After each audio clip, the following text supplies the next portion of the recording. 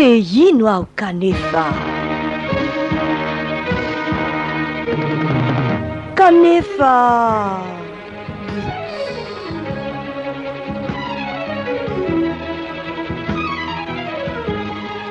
fandaharana ikarahanao amin'ny mpanompo vavin'Andriamanitra Marthe Hervé.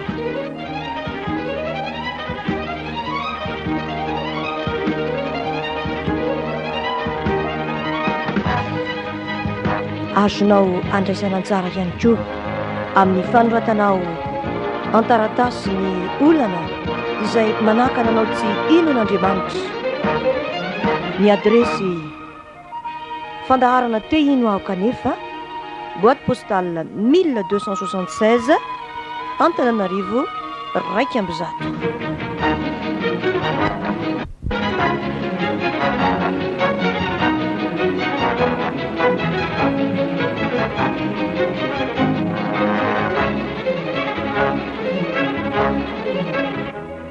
Te ino aho kanefa ny olona ao an-tranonay anie ny tena olany, tsy mba afaka ivelana anao ara-panahy zany ao an-tranonay ao. Te ino aho kanefa tsy afaka e.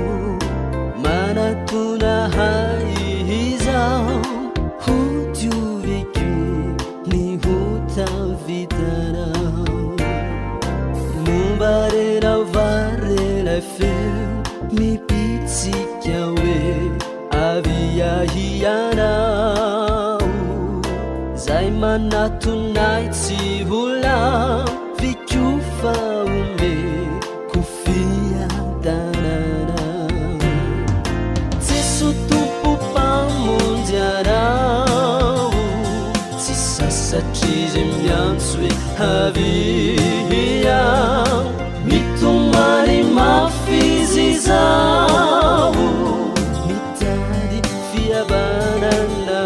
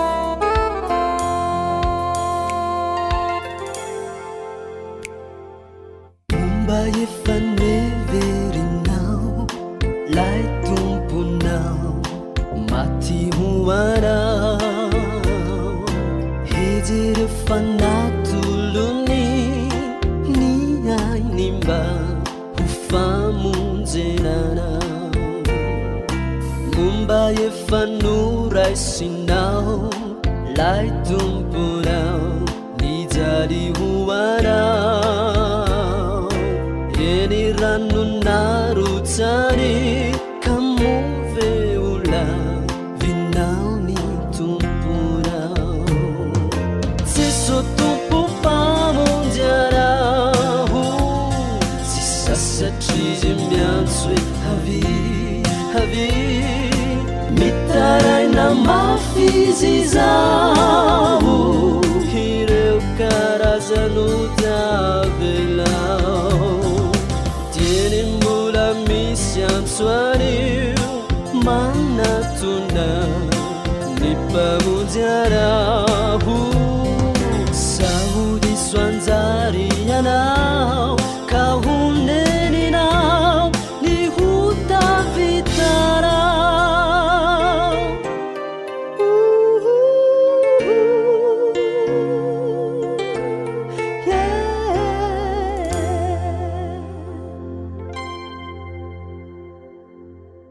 CD UGBM no nampiasain'ny tompoko mbola hitondra ny hafatra teo, nilaza hoe avy.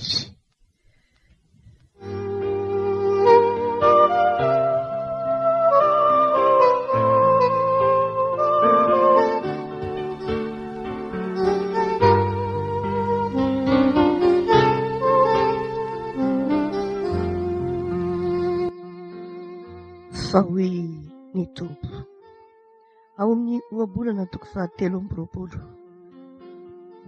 andininy 4 manao hoe anaka atoloria ny fona.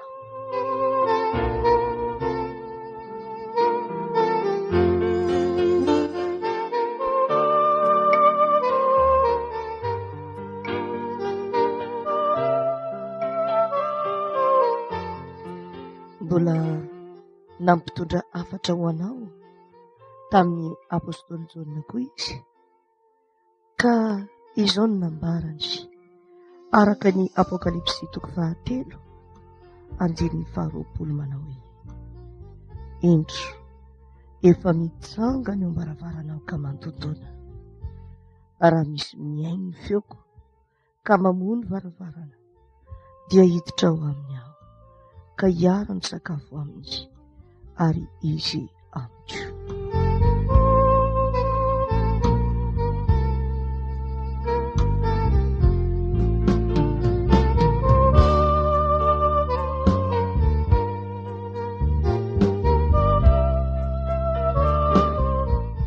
Dia nampianatra Jesosy Kristy araka izay voasoratra ao amin'ny Mateo toko 7:20 andininy 4:40 manao hoe ary ny fanjakan'ny lanitra dia tahaka ny arenina na fenina tany an-tsaha izay hitan'olona ka dia nafeniny, ary noho ny hafaliany dia lasa nandeha izy ka nivarotra ny fananany rehetra dia nividy izany saha izany.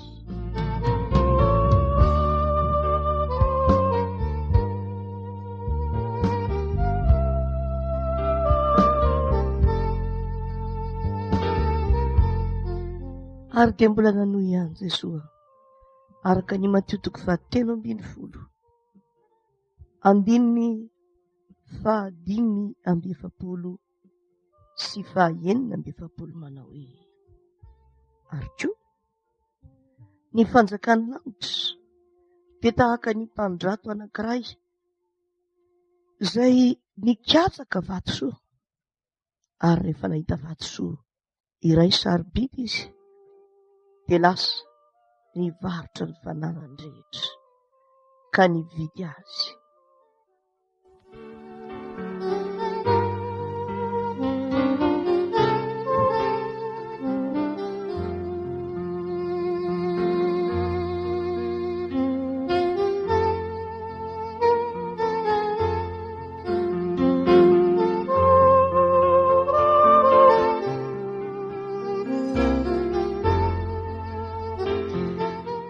Mbola nampiasa amin'ny Mateo ihany izy ao amin'ny Mateo toko 9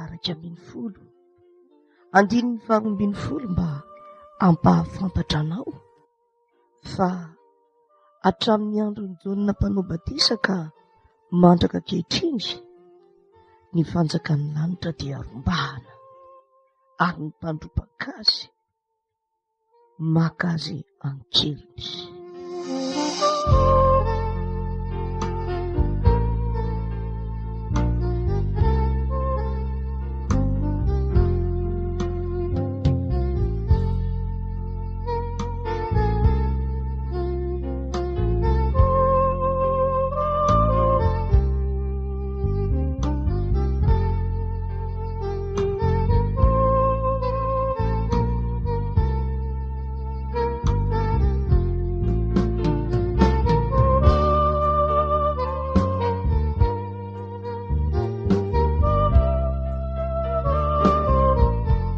Angamba mety tenena hoe efa ela zany mandraka ankehitriny mbola mampiasa ireo mpiarabelona aminao izy mba hitondra ny afatra ho anao noho ny fitiavany anao. Indreo ny koralina ny afatry ny tompo nampitondrainy indray koa ny fanambatam-bazany ianao manao hoe mivirina.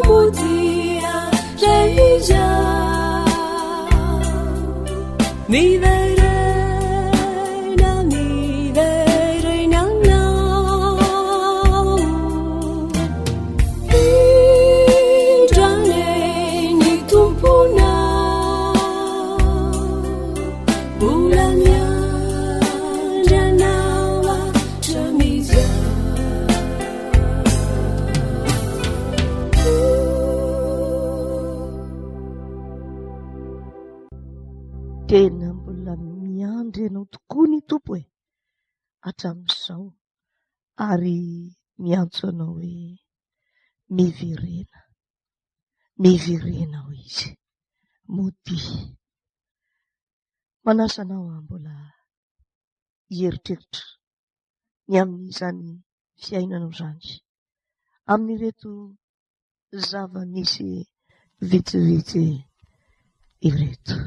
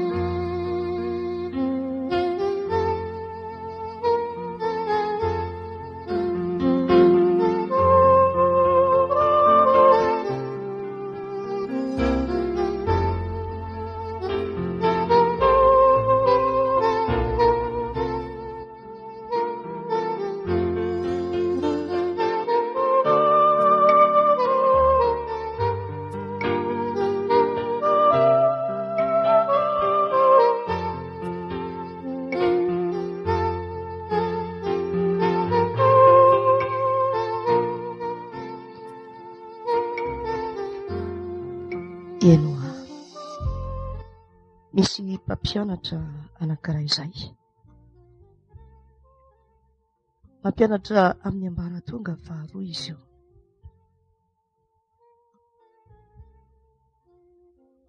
Niady izy mivady tany an-trano ary rehefa niady toy izany izy mivady atezerana moa ny azy, atezerana be tsisy ohatr'izany. Dia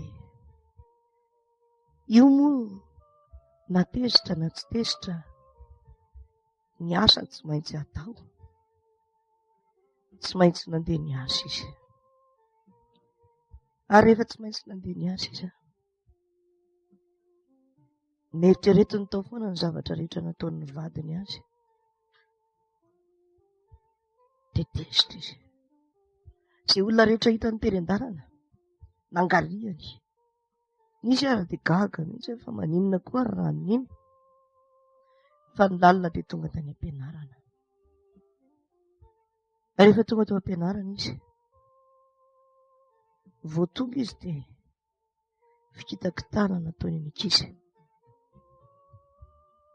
Ny ankizy izay mba nisahirana ery namafa ny latabany, ny sezany, namafa ny solaitra be mba ahafaly azy, nitsangana nanaja azy, nahakizitina azy daholo ny fijerian'ny zavatra rehetra. Ankizy tsy tezitra aminy tsy maninona, vao niditra izy dia nilaza hoe fihinana koa izao no mahatonga anareo milodilody tahaka an'ireo. Izy no sorisorena dia ny ankizy nolazainy fa milodilody. Hitanareo tsara ny anaovako anareo an'io. Ary dia nanapatra ny fony tokoa ramatoa. Tohana dia tohana ny ankizy, nalahelo. Ary nitaraina tany amin'ny lehibe, tany amin'ny talia.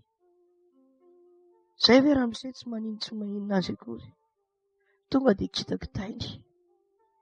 Zavatra tsy nampianariny akory no nanadinany anay, dia tonga izahay dia kitakitainy. Nitaraina mafy dia mafy ny ankizy. Ny kahie anankizy anankiray aza norovitiny, ary ny lalina dia ilay ankizy anankiray izay zanaky ny iray tampoho amin'ny talia no fetapetahany tia maina, fa mana fotoana azo nandre izany ny talia. Nanadiady nahafantatra fa marina daholo izany, ary tena fanaon'ity ramatoa ty mihitsy izany ataony izany. Rehefa avy tezitra avy any an-tranony izy, fahatezerana mateti-pitranga.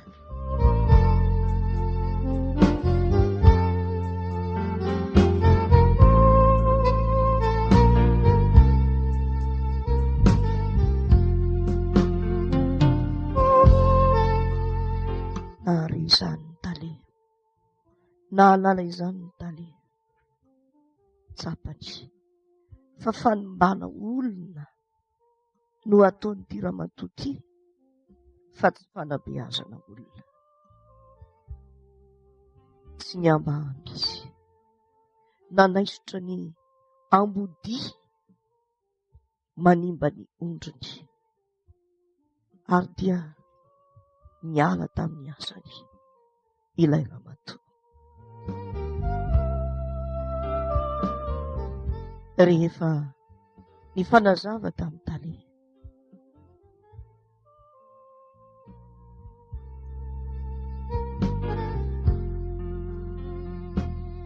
karamabe dia karamabe no niraisiny tao amin'ny toerana io.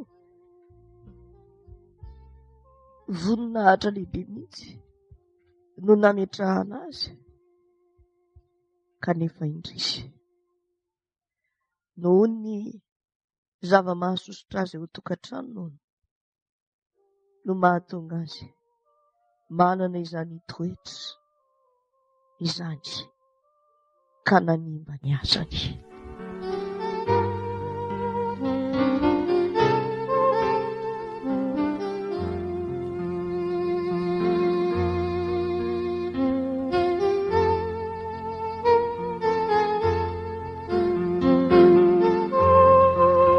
Mba every ihany arak'izany ry havana malalo. Ny olona ao an-tranonao ve no mahasosotra anao ka ny tompony tsy rarahinao? Ny olona ao an-tranonao ve no mahasosotra anao dia Jesosy Kristy no ampisilafilainao? Tahaka ilay ramatoa teo, ny olona ao an-trano no mahasosotra azy dia ny mpianatra no nanaparan'ny fony mandrorany tsy lany ary ny tenany ihany no trany.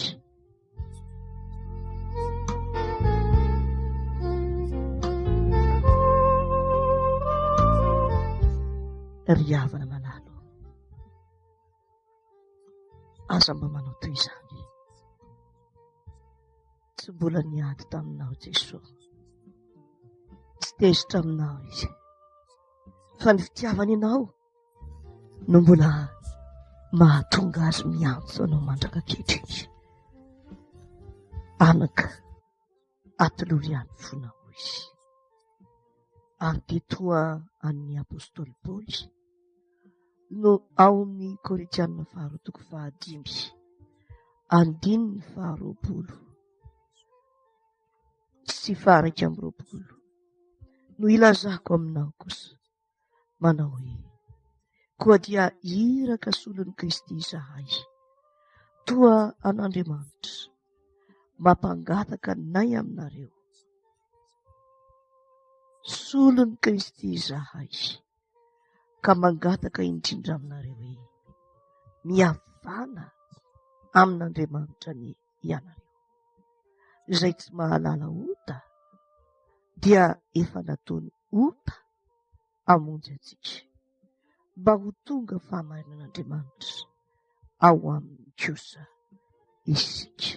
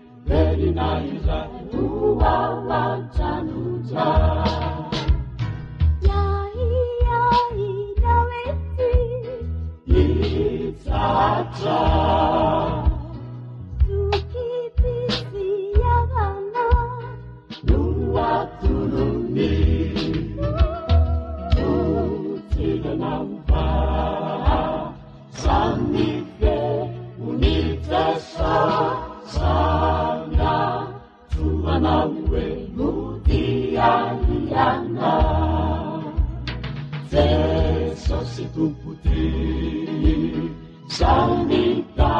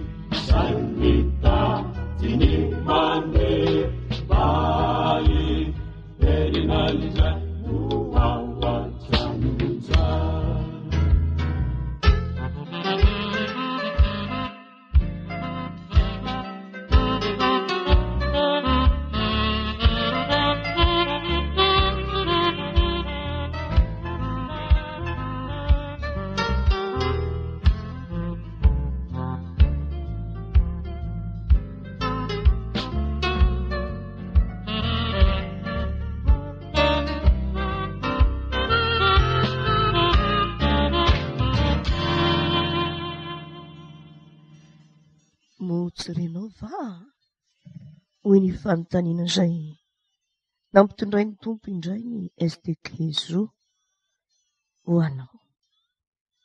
Renao ve zany antsoantsony Jesosy zany miantso anao. Misy olona izay nivarotra tamina vehivavy anankiray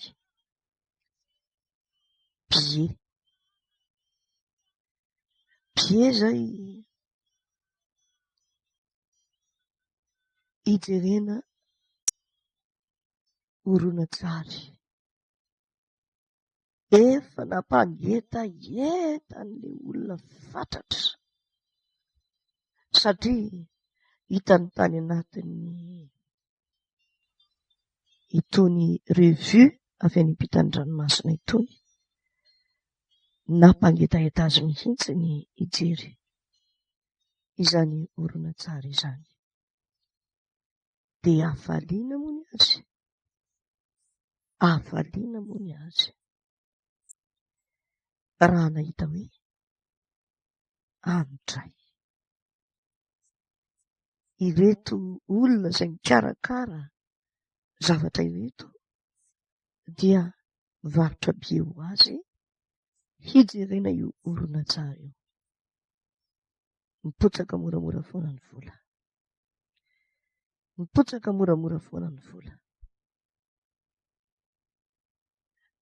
Amin'ny herin'ny asabotsy no hijerena izany horonan-tsary izany. Kanjo inona ho ianao ny zavatra niseho? Ny zavatra niseho dia izao: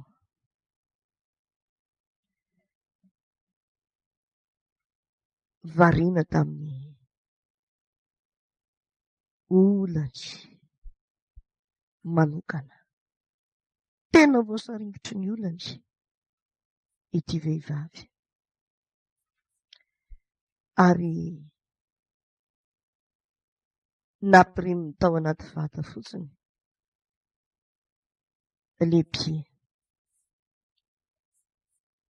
Io asabotsy dia io asabotsy io ihany anefa no andefasana ny horonan-tsary.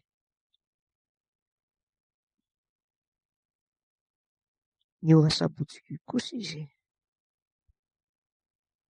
variana niady tamin'ny tao an-tanàna, ary dia ny horonan-tsary mandeha izy sepitry ny fahatezerana. Zao mijery izany. Tonga ny alatsinainy taorianany io. Zay izy vao nilaza hoe andeha hijery an'ilay horonan-tsary aho. Jerena lehibe. Ay, efa lasa. Ka io le filazan'ny malagasy hoe taitra ny olona tsy mba taitra, fa taitra rery vao mamaky takitrako. Favoazana ray lavaka, tsy mihoatra izany. Ry havana manalo, araka ny efa novakiako taminao teo anie, rombana ny miditra ao amin'ny fanjakan'ny lanitra. Ka ianao raha mbola variana amin'izao fiainana izao, amin'izay fotoana izay, tsy mba azo izay soa ianao. Mila mifantana sy mifidy ianao ny amin'izay heverinao ho zava-dehibe eo amin'ny fiainanao. Mbetika mantsy tahaka izany ambaranao izany, variana amin'ny zava-poana isika, ary ireny no mahatonga antsika tsy mahita ny tena izy, ny tena fiainana, ny tena fifaliana. Sarotsarom-pifaliana no maharoboka antsika, fa le tena fifaliana adinontsika. Moa tsy tahaka izany indrindra ny amin'ilay lehilahy anankiray izay nikatsaka ny fifaliana fatratra, nikatsaka ny fifaliana fatratra. Ary rehefa nikatsaka ny fifaliana fatratra izy dia nisy fampisehoana mikasika ny atsikana tao amin'ny tanàna. Ity angamba ho izy ny tena ny fifaliana. Iome fotsiny azao any, iome fotsiny. Ary dia ny omana fatratra izy andeha amin'io. Zao nefa ny filazana anankiray koa tatsy ankilany dia izao.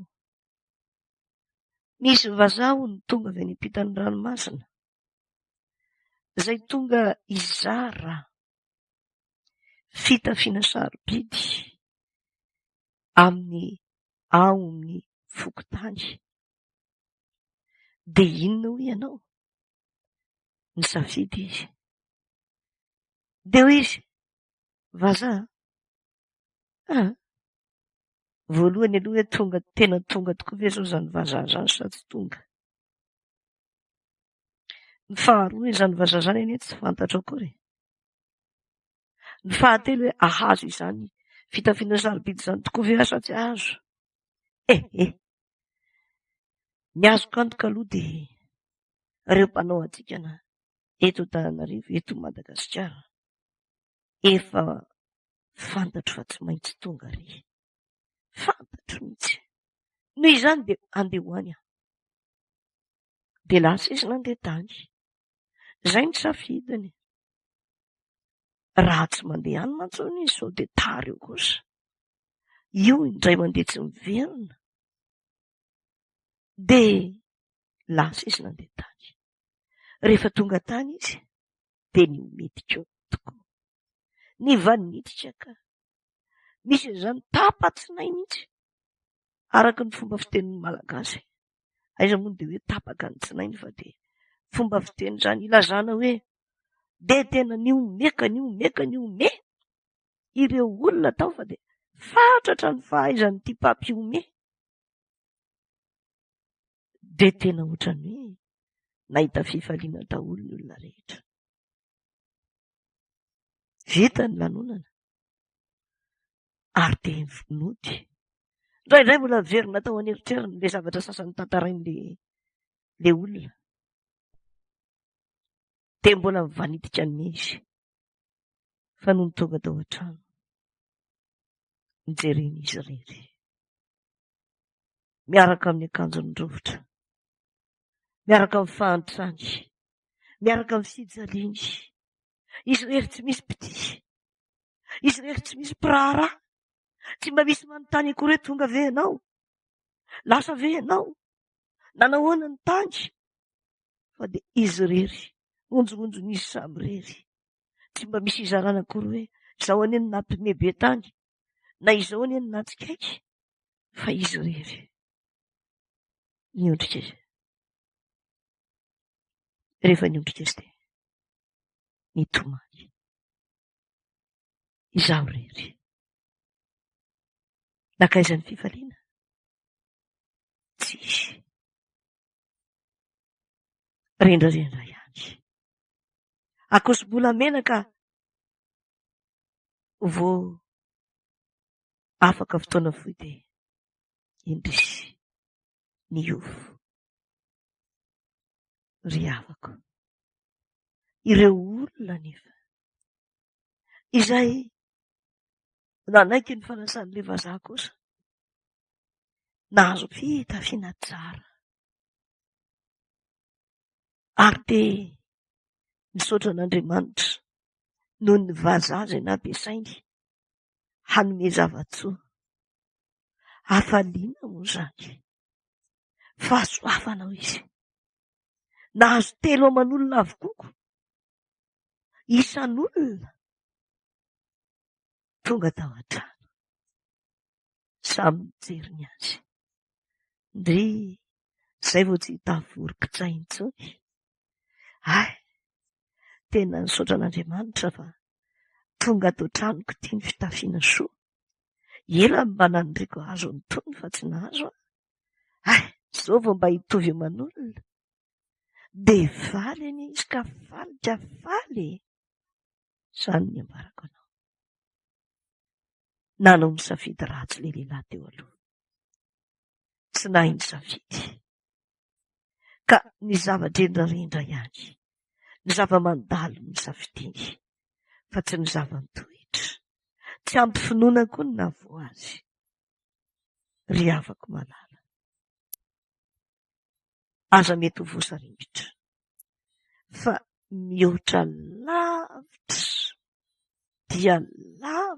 dia lavitra amin'ny vazany lazaiko taminao teo, Jesosy Kristy. Men'ilay vazaha teo fitafiana telo aman'olona no nomeny ny tsirairay, fa ny an'i Jesosy hoy izy ao amin'ny Matteo 5. Vakiako aminao manomboka amin'ny 5:20 amin'ny anaran'ny Ndrery. Ary noho izany dia lazaiko aminareo izy hoe aza manany amin'ny ainareo dia izay hoaninareo na izay hosotroanareo na ny amin'ny tenanareo dia izay hotafianareo. Mova ny aina tsy mihoatra noho ny anina, ary ny tena noho ny fitafiana tsy njovo ny voromanitana, fa tsy mba mamafy na mijinja na mitaona ho any an-tsopitra ireny. Ary ny irainareo izay any an-danitra mamelona azy, mo tsy mihoatra lavitra n'ireny fa ianareo. Ary izy ao aminareo na dia manaza no mahay manampy ny andro iainany, na dia kely monja aza. Ary nahoana no manany amin'ny fitafiana ianareo dia ny tsara ny fanirony voninkazo imejaha. Tsy mba miasa na mamoly ireny, nefa lazaiko aminareo fa na dia Solomona natao amin'ny voninahitra rehetra aza, tsy mba nitafy tahaka ny anankiray amin'ireny. Ary raha niahatra ny tsaha izay any anio ka tsy mpiao-patana raha ampitso no ampitafian'Andriamanitra toy izany, tsy mainka avay ianareo ry kely finoana, dia aza manahy ianareo ka manao hoe inona no hoaninay, na inona no sotroinay, na inona no tafianay, fa izany rehetra izany dia katsahan-jentilisa fatratra, fa fantatry ny rainareo izay any an-danitra fa tokony ho anareo izany rehetra izany. Fa katsao aloha ny fanjakany sy ny fahamarinany, dia anampy ho anareo izany rehetra izany. Azonao ve ilay izy? Ry havako, tsy ny fitafiana ho anao ihany fa na ny haninao, ny ainao, ny hoavinao tian'Andriamanitra ho raisina amin'ny tanana mba ho tanteraka ny fikasany tsara aminao. Hoy mantsy izy ao amin'ny Deutéronomie 7:20 andiny 7:30 manao hoe: dia ataony Jehovah ho lohany ianao fa tsy ho rambony, ary ho ambony tokoa ianao fa tsy ho ambany, raha miaino ny didiny Jehovah Andriamanitra ao. Izay antotiako anao anio, ka mitandrina tsy manaraka azy. Nahoana no zava-tsy ho toy izany no tian'Andriamanitra atolotra anao, ka ialanao vokina hoe mbola misy olona ao an-tranonay manahira anahy sy ny sisa.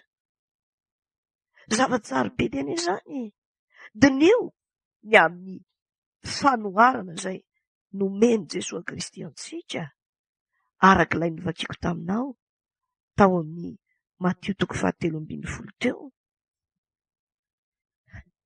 Ny fanjakan'ny lanitra ho izy dia tahaka ny arenana fenina tany an-tsaza hitan'ny olona ka tena fenina, ary noho ny hafaliany dia lasa nandeha ka nivarotra ny fananany rehetra dia nividy izany sazany. Ilazana aminao hoe sarobidy dia sarobidy, izany hoe mahazo ny fanjakan'ny lanitra izany. Zava-tsoa dia zava-tsoa izany. Nahoana no mbola asianao fepetra hoe ny ao an-tranonay? Mitady aminao Jesosy Kristy, miantso anao Jesosy Kristy, ary tsy sitrany indrindra ny anekenao izany antsony izany. Tsy manery anao izy fa miteny anao amin'ny mpitiavana kosa: anaka, atolory fonao izy, mitady anao izy.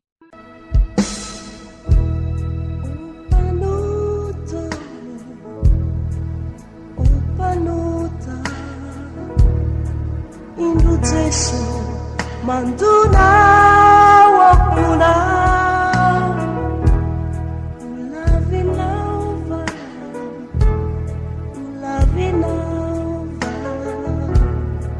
samba ubuwaina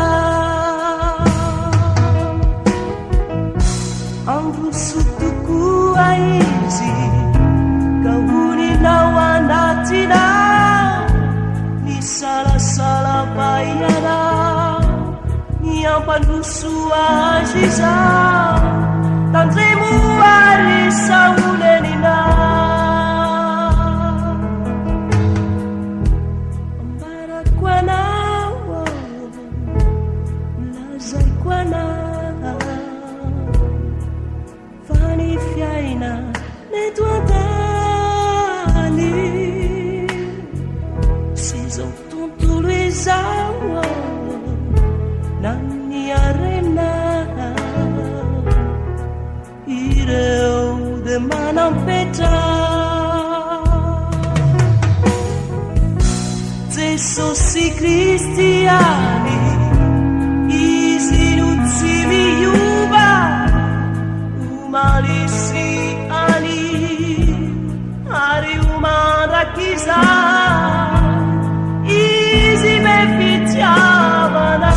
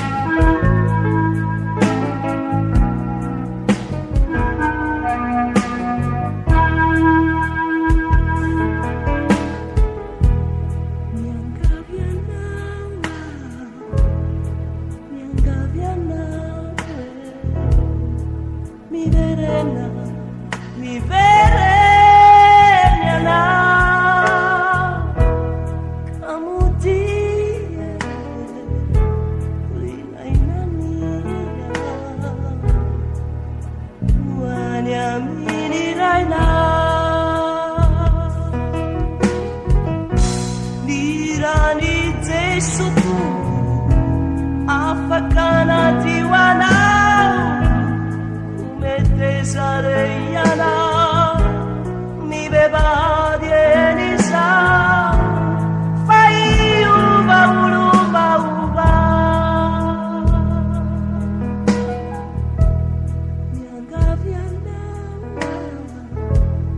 mi angaviana mi verena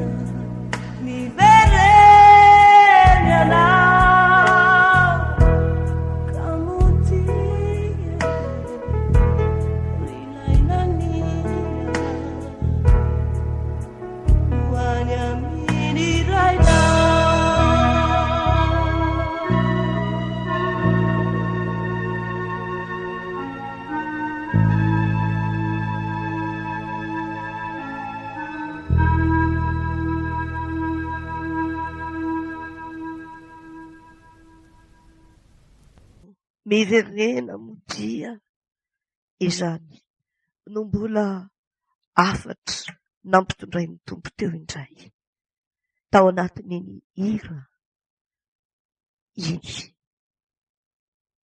Ry havako,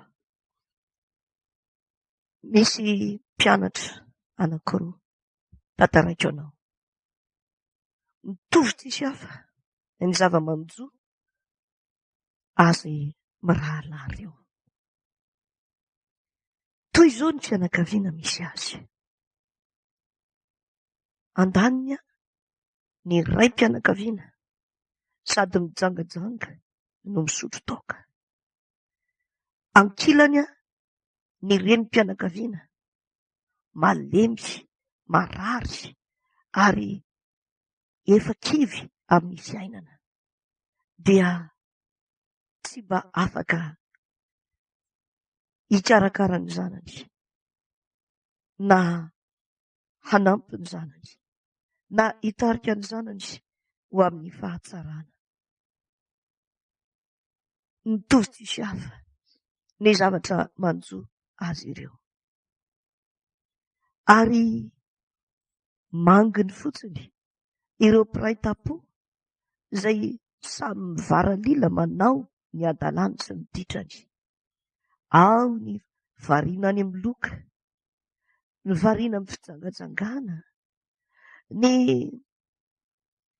tsy mianatra, tsy miasa, fa dia olon'olom-pony iny, mandanindany andro foana iny, raha mahita hoanina dia mihinana, ary rehefa avy eo dia matory. Fa tsy mba misy hoe ity animba zavatra ataoko ho an'ny firenena, ampandroso ny firenena, na ampandroso ny hafa mitovy amiko, na ampandroso ahy akory. Ray kilasy izy mirahalahy reto, ary fampitantara ny zava-manjo azy. Ka isaky ny miteny ny anankiray dia milaza ny anankiray, tena mitovy mihitsy tsika roalahy, niako ohatra izany. Miteny indray ny anankiray dia milaza ohatra izany mihitsy ny zava-manjo ahy, mitovy mihitsy tsika amin'ny rahalahy. Saingy izao ny lalana ny zorana no samy hafa. Ka ny anankiray nilaza hoe, izany angely ity mampahaditra be ohatra izao e, tena tsy miady mihitsy le ao an-tranonay ao, tena tsy lasa mihitsy, tsisy mamy mihitsy le miainy e, dia aneriko dia migafigafy fotsiny aho, migafigafy aho, samy migafy ihanyko tsy aloha mba higafy aho, za rery ve no anaiky tsy higafy eo. Izany ny tsy vakiako loha amin'ilay fianarana, aleo lany ihany ny volan-drapainina, satria laniny amin'ny vehivavy, vola tokony ho laniny aminay laniny amin'ny vehivavy, laniny amin'ny toaka. Isan'andro izao ve ilay sy tabataba foana ny ao an-trano, korotana foana. Izay ny anankiray. Ny anankiray kosa, miandray hoy izy, izay no mahatonga mianatra mafy, mba sitrany ahy anarina ny neny mba hisy fifaliana kely ho azy, ary sitrany ahay mba hanitsy ireo hafa. Rehefa mianatra mafy aho izy ka tafita soamantsara dia mba ho hitan'ireo mpiray tampo amiko fa iny lalana tsara. Ary nanomboka teo dia nifidy ny hanompon'i Kristy koa izy. Anika tsy niherin'ny tenany samy rery no nanatotosany izany fikasana tsara izany, fa ny herin'Andriamanitra. Ary dia tanteraka taminy ilay tenin'Andriamanitra ao amin'ny Filipianina 2:2-7 manao hoe: fa Andriamanitra no miasa ao anatinareo, na ny fikasana na ny fanaovana ahatanteraka ny sitrapony. Sy ilay tenin'Andriamanitra voasoratra ao Salamo 1:7 amin'ny 4:4 hoe: satria izaho no niraketany fitiavany dia hamonjy azy aho, hanandratra azy ho any amin'ny avo aho satria mahalala ny anarako izy. Tena tsy raha ny zavatra iainany ao an-tokantrano mitovy ny azy roalahy, samy tsisy ianarana, samy araka lahiran'ny protestanta hoe tabataba lalandava no mba hitako izao, fa saingy teo amin'ny fiantraikany izany no tsy mitovy. Ny anankiray rehefa nahita ny tabataba lalandava tao an-tokantrano dia nanaraka an'iny koa, nanjary nisotro toaka mba ny tabataba koa, ka dia nanampy ny tabataba tao an-trano.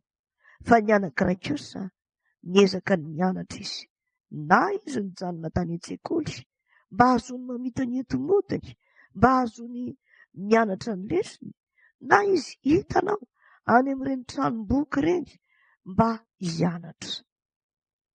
Tafita soamantsara izy.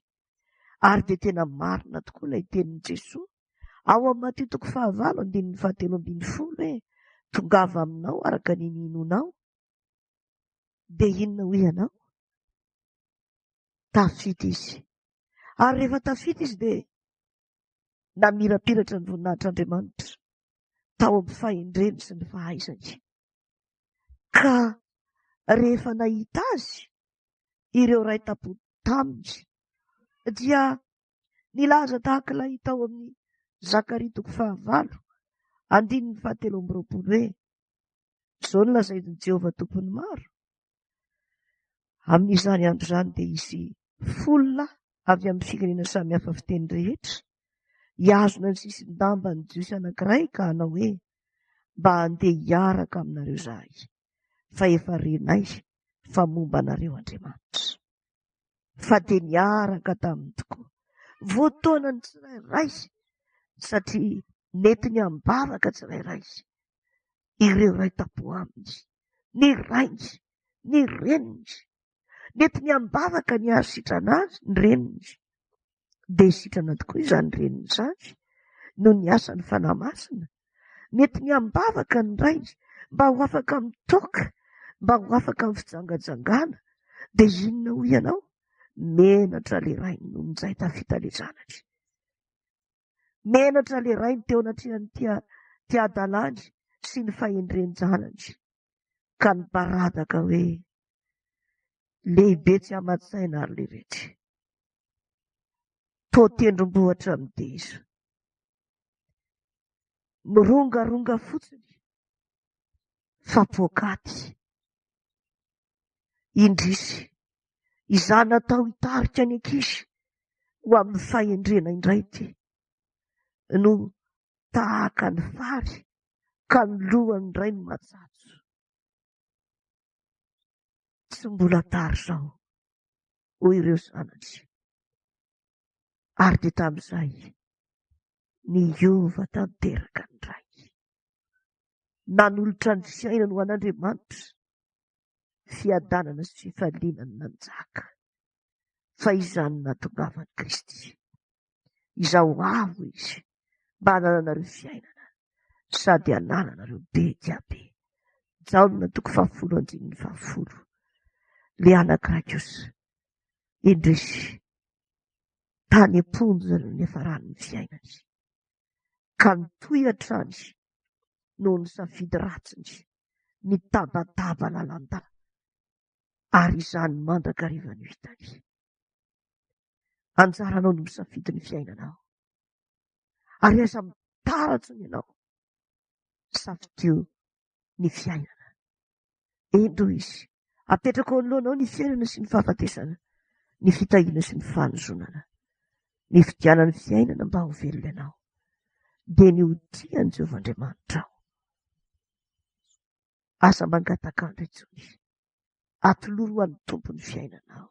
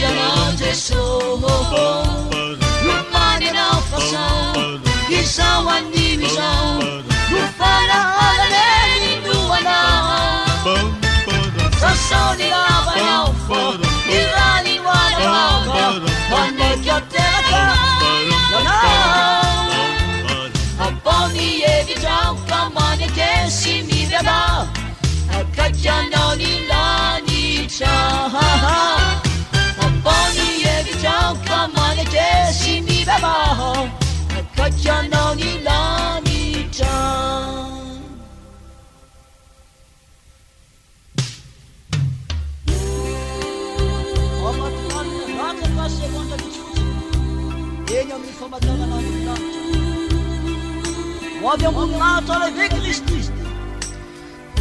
avy anday nyvoamasy, aisan'ny fahavonanao, isan'izay alenao sa isan'izay ho alena. Manena famiandena, iareta tory fanyoranye ka tsy ho lasainanao, iareta tory mitandremao, iteiza solika fitaiza vaova, ampireheno ny fany vintanye papatata,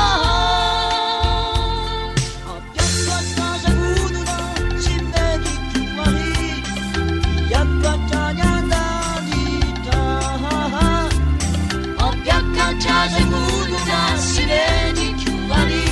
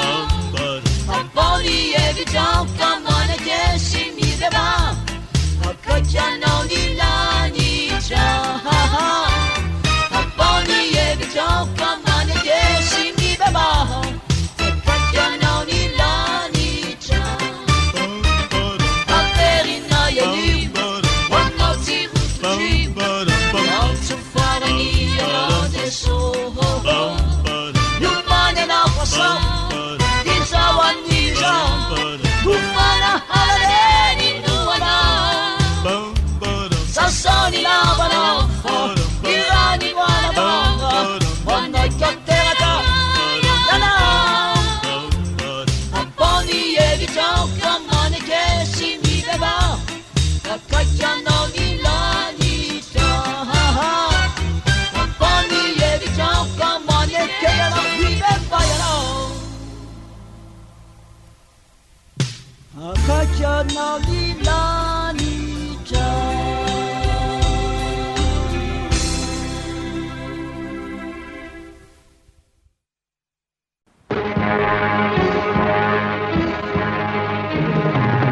Te ino aho kanefa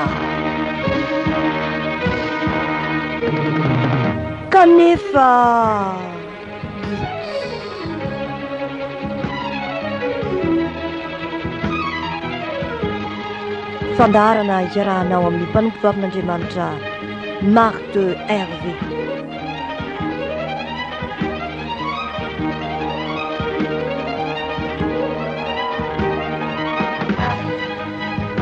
Azonao andraisana tsara ihany koa amin'ny fanoratanao antaratasy ny olana izay manakana anao tsy inon'Andriamanitra.